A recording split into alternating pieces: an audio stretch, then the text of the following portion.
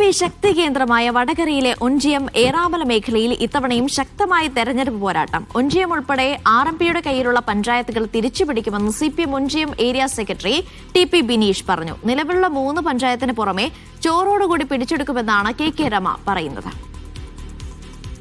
TP ചന്ദ്രശേഖരന്റെ നേതൃത്വത്തിൽ RMP രൂപീകരണം, TPയുടെ കൊലപാതകം, ഒഞ്ചിയം എന്ന ചുവന്ന മണ്ണിൽ CPM പ്രതിരോധത്തിലായത് ഈ ഘട്ടത്തിലാണ്.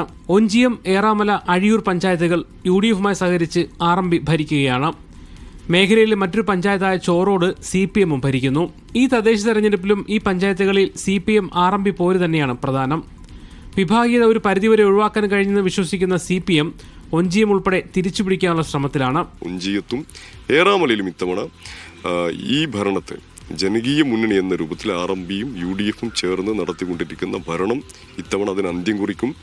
അതോടൊപ്പം അഴിയൂർ പഞ്ചായത്തും ഇടതുപക്ഷം തിരിച്ചുപിടിക്കും. എന്നാൽ ചോറോടുകൂടി തിരിച്ചുപിടിച്ച് മേഖലയിൽ CPMനെ പിറകിലാക്കാനാണ് RMP ലക്ഷ്യമിടുന്നത്. വാശിയേറിയ തെരഞ്ഞെടുപ്പ് പോരാട്ടമാണ് ഒഞ്ചിയം, ഏറാമല, അഴിയൂർ, ചോറോട് മേഖലകൾ. നിലവിലുള്ളത് മുഴുവൻ നിലനിർത്തുകയും ചോറോട് തിരിച്ചുപിടിക്കുകയും ചെയ്യും. ജനകീയ മുന്നണിയായാണ് RMP UDF സഖ്യം ഈ മേഖലയിൽ മത്സരിക്കുന്നത്.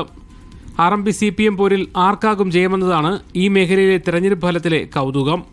മുഹമ്മദ് അസ്ലം, മീഡിയ 1, കോഴിക്കോട്.